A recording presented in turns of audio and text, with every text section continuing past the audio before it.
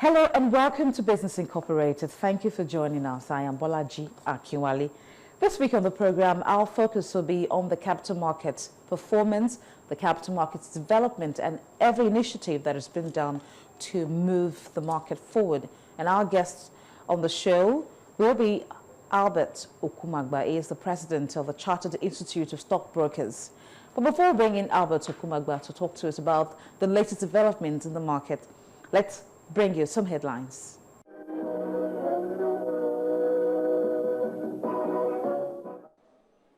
Bank customers will from September the 1st, 2014, pay a token for cash withdrawals made on other banks' automated teller machines. This is according to a directive from the Central Bank of Nigeria. The reintroduction of the ATM charges came almost 2 years after the CBN and the deposit money banks cancelled the 100 Naira ATM charge in December 2012. The new directive for the reintroduction of the charge was posted on the CBN website, but instead of 100 Naira per withdrawal, customers using other banks' ATMs will now pay 65 Naira. According to the order, which was contained in a circular signed by the Director of Banking and Payment Systems Department, Mr. Dipo Fatokun, the Central Bank and the DMBs agreed to reintroduce the ATM charges because the cost of transaction was becoming too much for the banks to continue to bear. Fatokun also said the charge would become effective on the fourth ATM withdrawal in a month, making the first 3 withdrawals on other banks' ATMs within the month free. The CBN, in collaboration with the Bankers Committee, had in December 2012 transferred the payment of the 100 Naira fee on ATM cash withdrawal transactions to the issuing banks. The fee was shared between the acquiring bank, issuing bank, and switch companies at the commencement of the arrangement. However, the banks had, during the commencement of the arrangement in 2012, decided to waive the issuer fee of 35 Naira, which should ordinarily have been an income to them. Banks bore the cost of 65 Naira each time their customers used another bank's ATM.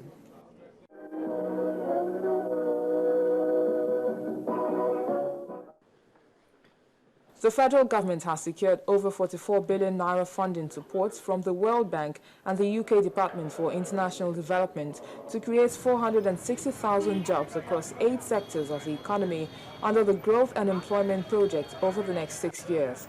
Ambassador Abdulkadir Musa, the Permanent Secretary, Federal Ministry of Industry, Trade and Investment, disclosed this during a program for GEM Entertainment Cluster Workshop held in Lagos. According to him, GEM is an employment project formulated by the ministry and supported by the World Bank and the DFID. The DFID has provided about 18.5 billion Naira as grant and the World Bank about 25.6 billion Naira concessionary loans for the implementation of the project in Nigeria. The project, which has started running since June last year and will expire in September 2018, is aimed at job creation and increased non-oil growth in specific high-potential value chain sectors.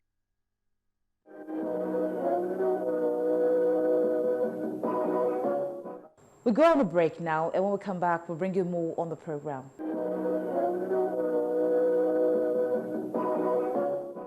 Albert Okumagba is the president of the Chartered Institute of Stockbrokers. It talks to Business Incorporated about the challenges being faced by stockbrokers in the market. And this has to do with the recapitalization directive from the Securities and Exchange Commission, which says that all stockbroking firms must recapitalize to at least 300 million Naira. Of course, other issues in the capital markets development were also discussed.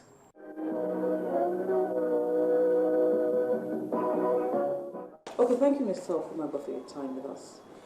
First of all, I'd like you to tell us the state of the capital market. I think the capital market has been reconfigured by developments in the past 2 years.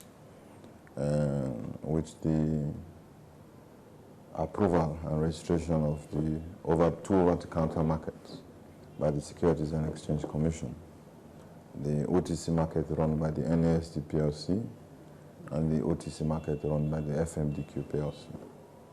These 2 platforms have expanded the scope and depth of the market. We also expect that government working in conjunction with capital market operators and other interest groups, will see to the full takeoff of the Nigerian Commodities Exchange. So these new additions to the capital market has expanded the options for both issuers and investors who want to participate in the market and who also want to participate in sectors that are not currently captured by the Nigerian Stock Exchange platform. So we expect in the short to medium term to see the telecom sector, to see more deep offshore operators, upstream operators in the oil and gas sector come to the market with the listing of Seplat and the deal by Wando. I think we're going to see a lot more oil and gas operators take advantage of both the local and international capital markets. The privatization of the power sector should also bring the distribution companies into the market within the next 2 to 3 years, because we're already seeing all kinds of challenges coming out of privatization that we believe the capital market can help to address. And we're already seeing that engagement, that strategic engagement between government, the owners of these privatized assets, and the capital market. So I think the power sector, the telecom sector should start taking advantage of developments in the market. Now, the debt market, which is driven by both the subnational government, federal government, and corporates, will now have options on where their instruments can be traded with the takeoff of the FMDQ, which is going to be heavily specialized in the debt market. So I think from the standpoint of where the capital market is today, we have a more organized market. We have a better relationship between the capital market operators and the regulatory authorities, beginning with the Apex regulator, which is the Securities and Exchange Commission. There's better communication, there's better alignment between the regulators and operators, and that alignment is going to manifest in choices that we now have. Apart from the general overview of the market itself, what is your assessment of the market in terms of performance now? I think the opportunities we now have more opportunities to participate in the 4 different market platforms of the capital market. Now we can trade in the 2 OTC market platforms, and we can also trade on the stock exchange platform. We can also take companies to raise money from any one of these platforms. There are over 17,000